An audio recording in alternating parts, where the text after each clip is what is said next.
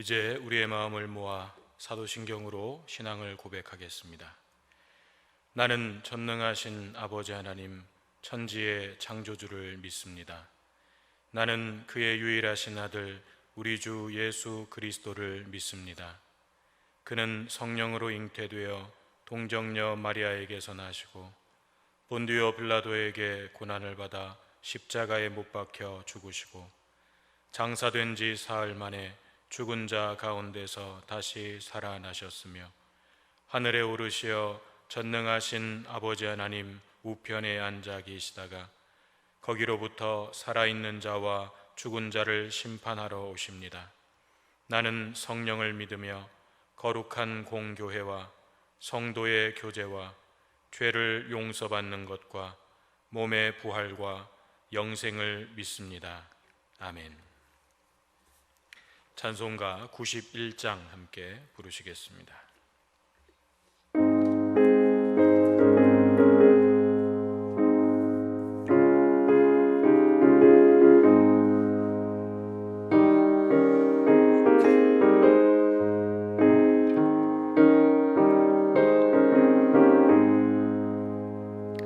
슬픈 마음 있는 사람 예수 이름 믿으면 영원토록 변함없는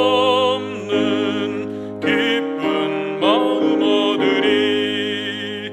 예수의 이름은 세상의 소망이요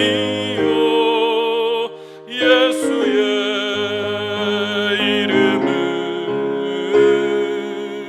천국의 기쁨일세. 거룩하신 주의 이름 너의 방패 삼으라. 환난 시험 당할 때에 주께 기도드려라. 예수의 이름은 세상에 예수의 이름은 천국의 기쁨일세. 존귀하신 주의 이름 우리 기쁨 되도다. 주의 품에 안길 때에 기뻐 찬송 부르리. 예수의 이름은 세상의 소망이요 예수의 이름은 천국의 기쁨일세. 우리 갈 길 나간 후에 보좌 앞에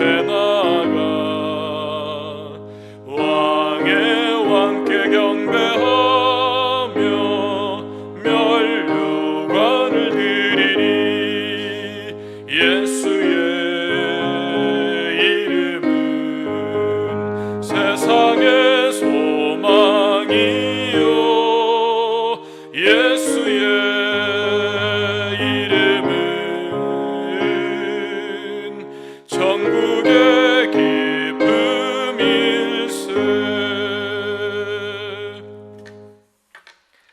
오늘 우리에게 주시는 하나님의 말씀은 민수기 14장 1절로 10절까지 말씀입니다.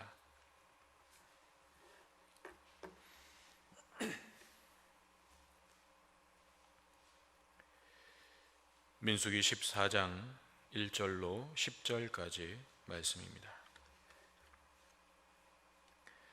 온 회중이 소리를 높여 부르짖으며 백성이 밤새도록 통곡하였더라. 이스라엘 자손이 다 모세와 아론을 원망하며 온 회중이 그들에게 이르되 우리가 애굽 땅에서 죽었거나 이 광야에서 죽었으면 좋았을 것을 어찌하여 여호와가 우리를 그 땅으로 인도하여 칼에 쓰러지게 하려 하는가? 우리 처자가 사로잡히리니 애굽으로 돌아가는 것이 낫지 아니하랴. 이에 서로 말하되 우리가 한 지휘관을 세우고 애굽으로 돌아가자 하매 모세와 아론이 이스라엘 자손의 온 회중 앞에서 엎드린지라. 그 땅을 정탐한 자 중 눈의 아들 여호수아와 여분네의 아들 갈렙이 자기들의 옷을 찢고 이스라엘 자손의 온 회중에게 말하여 이르되 우리가 두루 다니며 정탐한 땅은 심히 아름다운 땅이라. 여호와께서 우리를 기뻐하시면 우리를 그 땅으로 인도하여 들이시고 그 땅을 우리에게 주시리라. 이는 과연 젖과 꿀이 흐르는 땅이니라. 다만 여호와를 거역하지는 말라. 또 그 땅 백성을 두려워하지 말라. 그들은 우리의 먹이라. 그들의 보호자는 그들에게서 떠났고 여호와는 우리와 함께 하시느니라. 그들을 두려워하지 말라 하나 온 회중이 그들을 돌로 치려 하는데 그때에 여호와의 영광이 회막에서 이스라엘 모든 자손에게 나타나시니라. 아멘.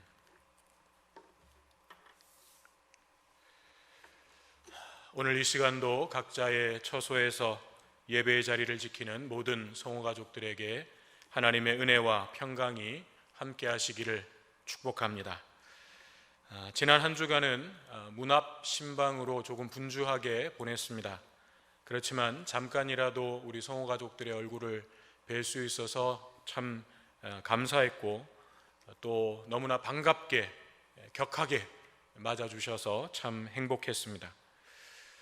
상황이 상황이다 보니 또 뵙지 못한 분들도 계셔서 좀 아쉬웠는데 하루빨리 이 코로나 상황이 안정되어서 우리 모두가 다 함께 만날 수 있는 날이 속히 오게 되기를 간절히 소망합니다.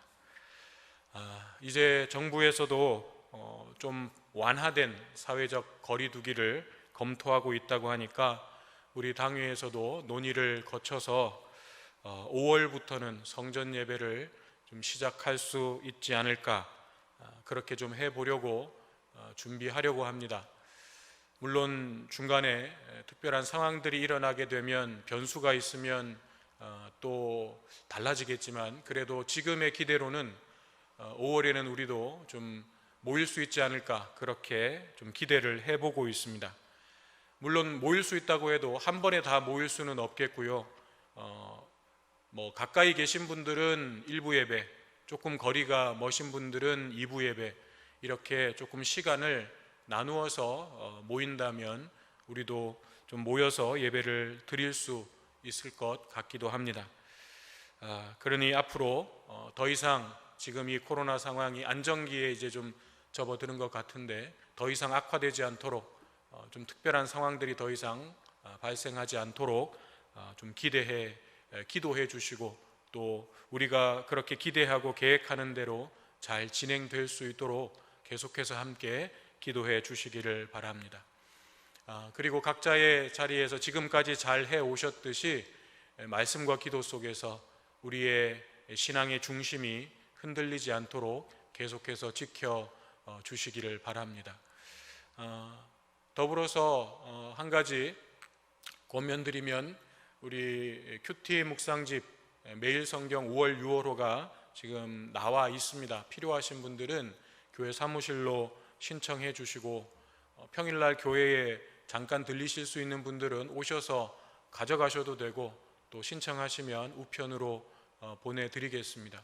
그래서 좀 말씀과 기도 속에서 끝까지 우리가 좀 잘 이겨냈으면 좋겠습니다.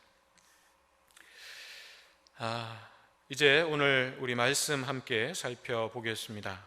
우리는 민수기 강해를 통해서 이스라엘 백성들의 광야 여정을 계속해서 살펴보고 있습니다. 시내산에 머물고 있던 이스라엘은 출애굽한 지 약 1년 3개월, 정확하게 얘기하면 1년 2개월 20일이죠. 그 기간 동안 출애굽해서 시내산까지 와서 거기서 계속해서 머물러 있었습니다. 그래서 출애굽한 지 한 1년 3개월 되던 날 이제 하나님의 출발 명령과 함께 가나안 땅을 향해서 행군을 다시 시작했습니다.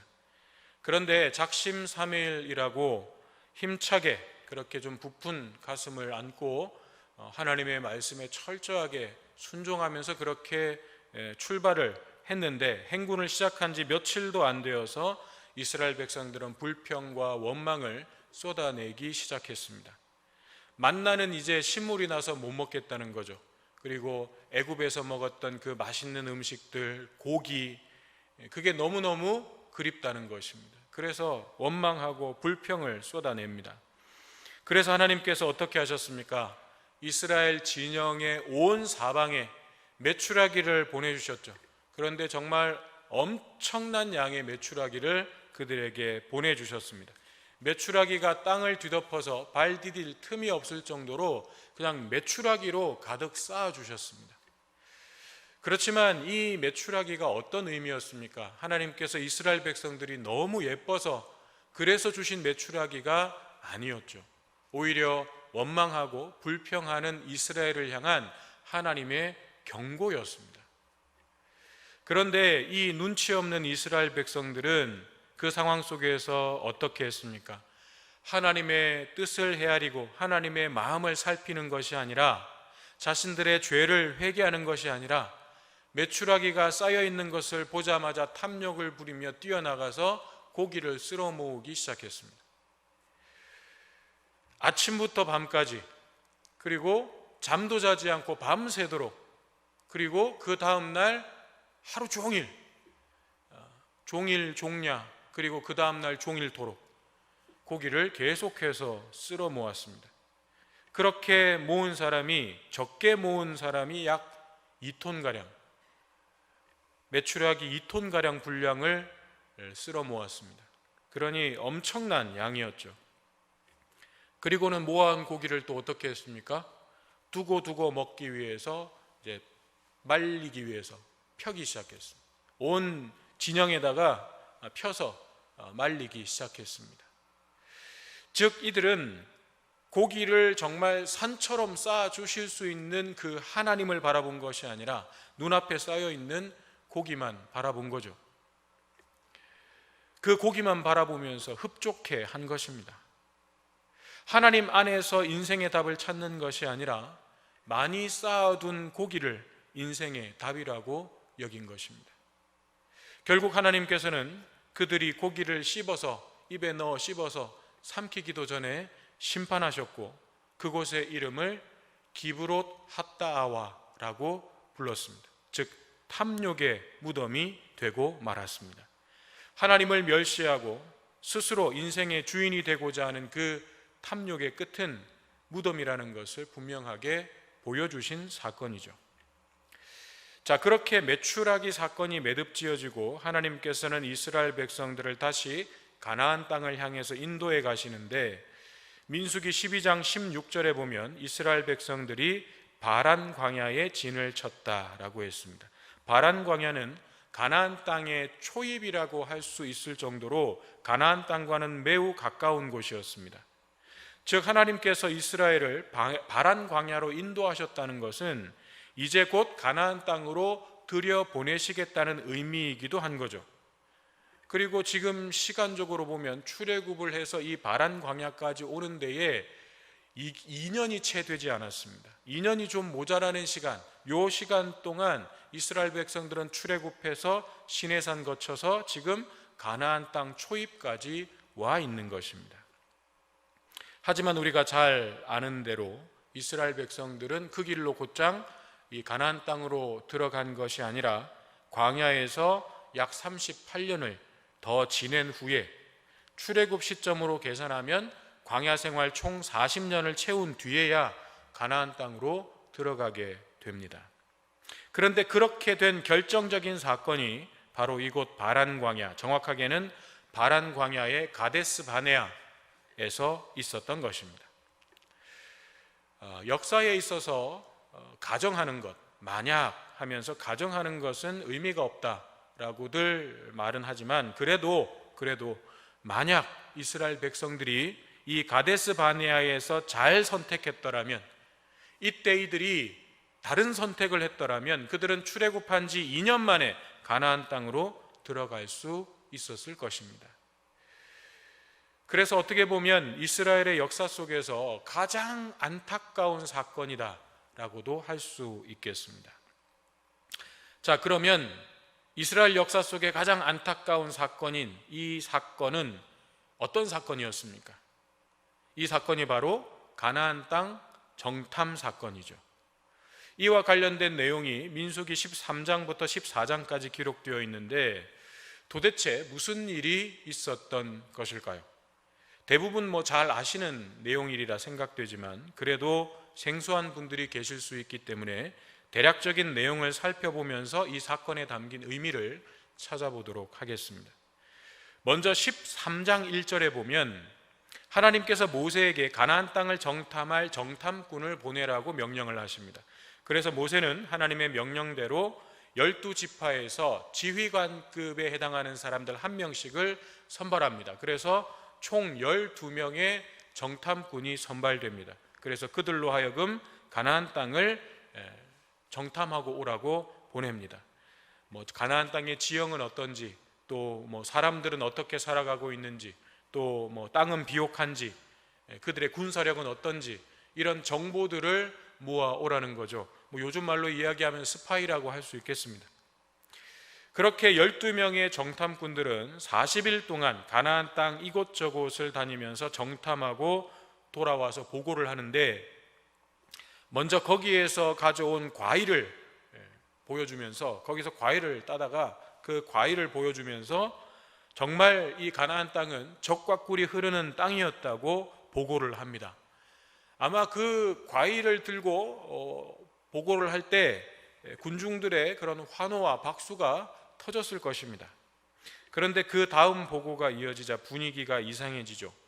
그 땅이 젖과 꿀이 흐르는 땅이 분명한데 문제는 그 땅에 사는 사람들이 너무나 강하고 그들의 성은 견고하고 힘세고 강한 부족들이 그 땅 곳곳에 살고 있다라는 것이었습니다. 보고를 들은 백성들은 술렁이기 시작합니다. 그러자 갈렙이 나서죠. 그러면서 우리가 그 땅을 취하자, 우리가 충분히 그들을 이길 수 있다, 우리가 그 땅으로 들어가자라고 외칩니다. 그런데 이제 여기서 문제가 발생하죠. 함께 정탐을 다녀왔던 10명의 그 사람들이 안 됩니다, 그건 불가능합니다 라고 갈렙을 막아선 거죠. 갈렙이 우리가 그 땅을 차지할 수 있다, 우리가 그들을 이길 수 있다, 그러니 우리가 그 땅으로 들어가자 라고 외쳤는데 그 갈렙을 10명의 정탐꾼이 막아서면서 불가능합니다 라고 이야기한 거죠. 그러면서 하는 말이 우리는 그 백성을 이기지 못할 것이다, 그들은 크고 강한 거인들이다, 그들 앞에 서면 우리는 메뚜기와 같다, 그러므로 우리는 그들을 결코 이길 수 없다는 것입니다. 자, 10명의 정탐꾼들이 이렇게 주장을 하니까 12명이 갔는데 10명이 그렇게 이야기를 하는 거죠. 그러니까 백성들이 어떻겠습니까? 백성들은 어떤 반응을 보였습니까? 오늘 본문 1절에서 3절이 이 백성들의 반응입니다. 온 회중이 소리를 높여 부르짖으며 백성이 밤새도록 통곡하였더라. 이스라엘 자손이 다 모세와 아론을 원망하며 온 회중이 그들에게 이르되 우리가 애굽 땅에서 죽었거나 이 광야에서 죽었으면 좋았을 것을 어찌하여 여호와가 우리를 그 땅으로 인도하여 칼에 쓰러지게 하려 하는가? 우리 처자가 사로잡히리니 애굽으로 돌아가는 것이 낫지 아니하랴. 백성들이 통곡합니다. 밤새도록 통곡합니다. 이제 우리 다 죽었다는 거죠. 그러면서 모세와 아론을 원망합니다. 왜 우리를 여기까지 인도해서 가나안 족속의 칼에 죽게 만들려고 하느냐? 우리의 처자식들이 그들에게 끌려가서 노예가 될 것이다. 지금이라도 우리가 애굽으로 돌아가는 것이 낫지 않겠냐? 통곡하고 울고불고 모세와 아론을 원망합니다. 그러자 여호수아와 갈렙이 자기들의 옷을 찢으면서 다시 외칩니다. 우리가 정탐한 땅은 심히 아름다운 땅이다. 여호와께서 우리를 기뻐하시면 우리를 그 땅으로 인도하여 들이시고 그 땅을 우리에게 주실 것이다. 우리가 여호와 앞에서 범죄하지 말자, 죄를 짓지 말자, 그리고 그 땅 백성을 두려워하지 말자. 그들은 우리의 밥이다. 개역개정에는 먹이다 라고 되어 있는데 옛날 우리 개역성경에는 밥이다 라고 되어 있죠. 저는 그 표현이 더 좋은 것 같아요. 저들은 우리의 밥이다.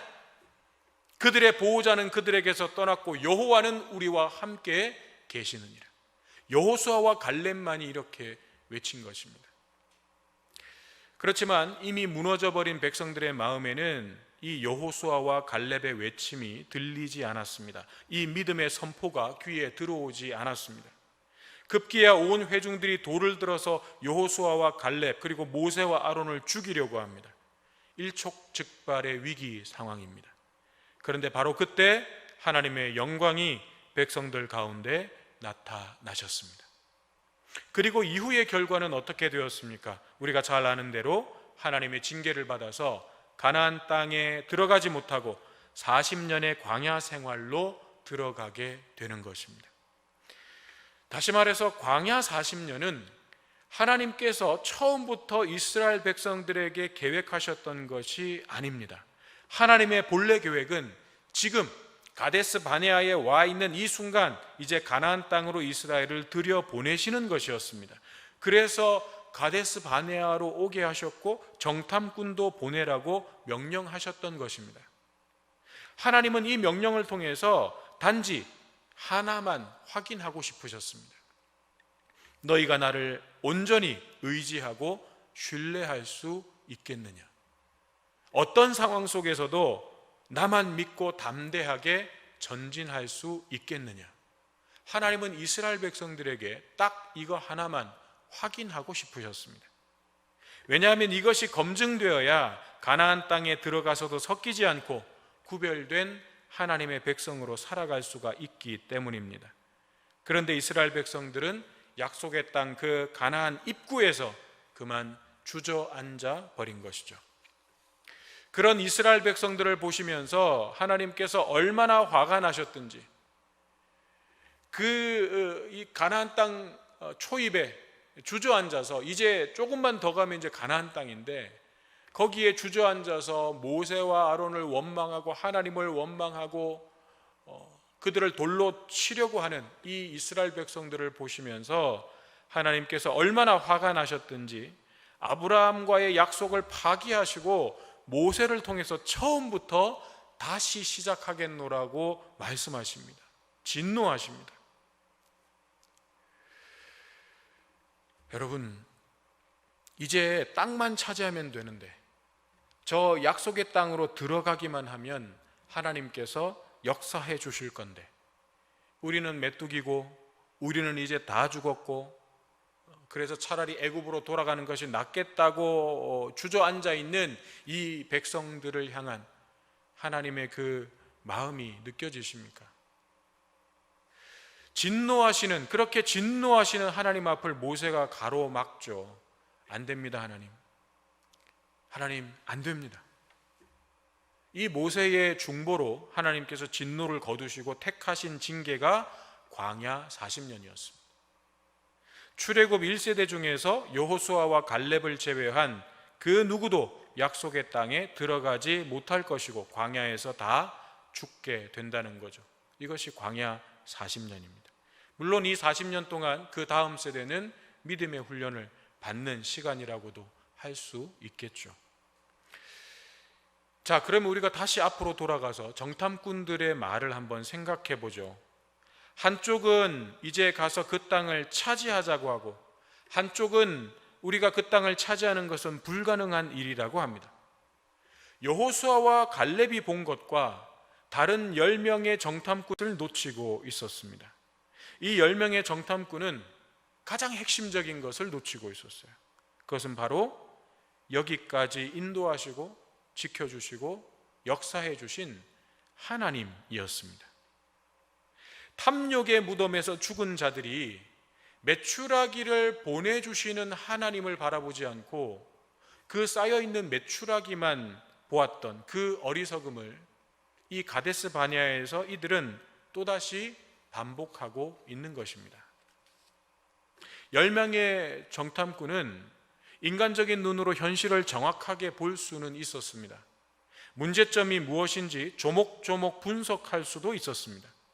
그러나 여기까지 인도하셨고 지금도 함께하고 계신 하나님의 약속과 능력을 보지는 못했던 것입니다. 그래서 한계를 느꼈던 것입니다. 그래서 절망을 느꼈던 것입니다. 그래서 두려움을 가질 수밖에 없었던 것입니다. 그러나 여호수아와 갈렙은 어떠했습니까? 저들은 믿음의 눈으로 보았습니다. 지금 그 자리까지 인도하신 살아계신 하나님의 역사를 잊지 않았고 하나님의 능력을 신뢰했습니다. 하나님의 약속과 계획을 바라보았습니다. 하나님의 주권과 능력을 보았습니다. 전적으로 하나님만을 신뢰하고 의지했습니다. 이들의 눈은 자신의 능력과 한계와 상황을 넘어서 하나님을 바라볼 수 있는 데까지 열려 있었습니다. 사랑하는 여러분, 여러분의 눈에 보이는 크고 강한 장애물이 있습니까?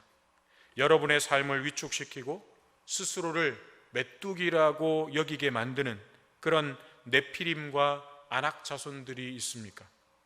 여러 가지 현실적인 문제들이 크고 견고한 성읍처럼 여러분들의 앞을 가로막고 서 있습니까?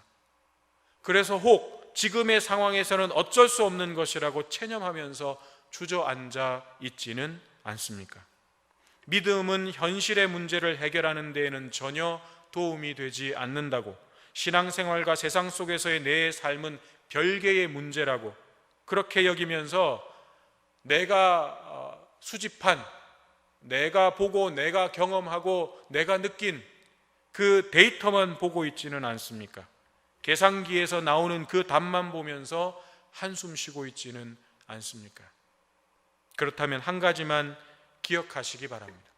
하나님이 우리를 기뻐하시면, 하나님이 우리를 기뻐하시면, 여호와께서 우리를 기뻐하시면 우리를 그 땅으로 인도하여 들이시고 그 땅을 우리에게 주시리라. 이 여호수아와 갈렙의 외침을 기억하시기 바랍니다. 약속의 땅은 오직 이것 하나만 생각하면 들어갈 수 있는 것입니다. 이 한마디만 붙들고 있으면 차지할 수 있는 것입니다. 하나님이 우리를 기뻐하시면, 다른 말로 바꾸면 우리가 하나님의 기쁨이 되면, 우리가 하나님께서 기뻐하시는 일을 행하면 하나님의 역사는 자동적으로 우리의 삶 가운데 들어온다는 것입니다. 환경이 어떠냐, 상황이 어떠냐, 이것이 중요한 것이 아니라 우리의 인생에 있어서, 우리의 삶에 있어서 가장 중요한 것은 하나님께서 우리를 기뻐하시느냐 아니냐 하는 것입니다. 우리가 행하는 모든 일들이 하나님께서 기뻐하시는 일인가? 그것이 가장 중요한 문제입니다. 민수기 14장 34절에서 하나님은 이렇게 말씀하십니다. 너희는 그 땅을 정탐한 날 수인 40일의 하루를 1년으로 쳐서 그 40년간 너희의 죄악을 담당할지니 너희는 그제서야 내가 싫어하면 어떻게 되는지를 알리라. 광야의 40년은요, 가나안 땅을 정탐했던 그 40일을, 그 40일의 하루를 1년으로 쳐서 나온 기간이에요. 그리고 그 40년은 하나님께서 싫어하시면 어떻게 되는지를 깨닫게 하시는 기간인 거예요. 바꿔 얘기하면 하나님께서 기뻐하시면, 하나님께서 기뻐하시는 일을 행하면 어떻게 되는지를 우리가 생각해야 되는 거죠. 하나님께서 우리를 기뻐하시지 않으면 눈에 보이는 앞에 펼쳐진 상황이 아무리 우리에게 유리해도 그것은 결국 실패할 것입니다.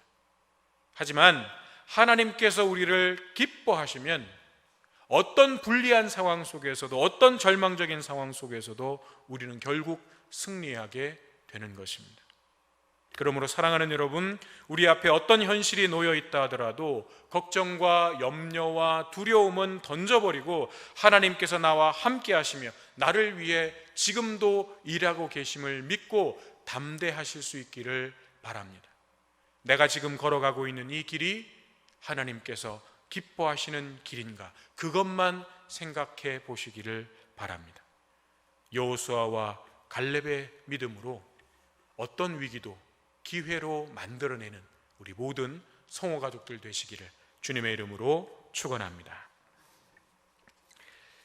찬송가 357장 부르시면서 준비하신 예물 하나님께 올려드리겠습니다.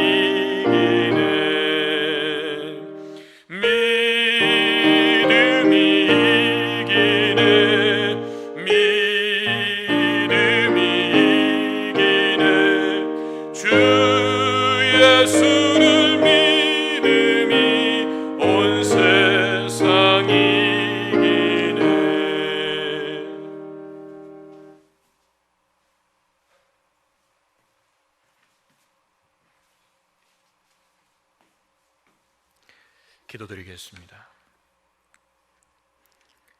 지금도 우리와 함께 하시며 인도하시는 하나님, 저희들로 하여금 약속의 땅을 바라보게 하시고 그 땅을 차지하기 위해 전진해 나아가게 하시니 감사합니다. 우리의 힘과 능력으로는 우리 앞을 가로막는 크고 강한 적들을 이길 수 없지만 하나님이 우리를 기뻐하시면, 여호와께서 우리를 기뻐하시면 우리를 그 땅으로 인도하여 들이시고 그 땅을 우리에게 주실 것을 믿습니다.